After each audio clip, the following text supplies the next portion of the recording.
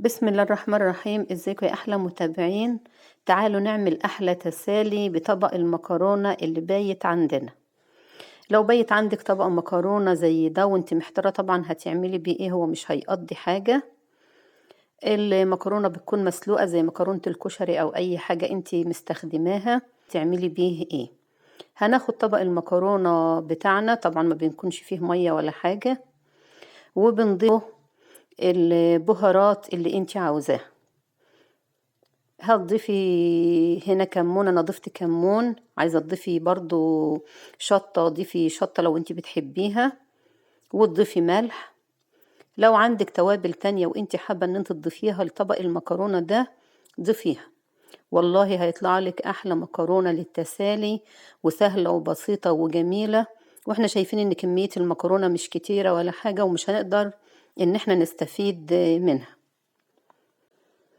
فبدل من ان احنا نرميها او نركنها، يعني هنستفاد منها وهنعمل منها احلى تسالي زي ما احنا قلنا. هنضيف معلقة نشا او معلقة ونص حسب كمية المكرونة اللي عندك. المهم ان النشا اللي انت بتضيفيها تقدري ان انت تغلفي بيها المكرونة اللي موجودة معاكي. هنقلب بقى النشا بتاعتنا والتوابل ويا المكرونة زي ما احنا شايفين كده كويس. احلى تسالي وبأبسط طريقة. هيبقى عندنا الزيت بتاعنا مسخنينه على النار، على نار متوسطة كده، وهنضيف المكرونة اللي احنا قلبناها في التوابل وفي النشا بتاعتنا.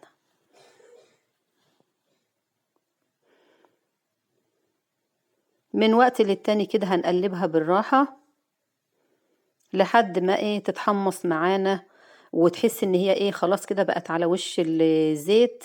هتبتدي ان هي كده تدخل معاكي في التسوية.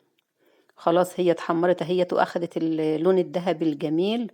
طريقة سهلة وبسيطة ومش مكلفة، ومكونات من البيت كلها. وطبق مكرونة بايت عندك او فايت انتي هترميه. بنحمر بقية المكرونة بتاعتنا زي ما احنا شايفين يا حبايبي، لونها ذهبي وجميل ومتحمصة معانا وزي الفل اهيت.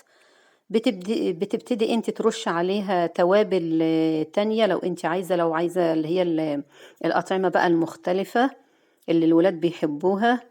وبتطلع معاكي أحلى تسالي بأسهل طريقة وبألف صحة وعافية يا رب.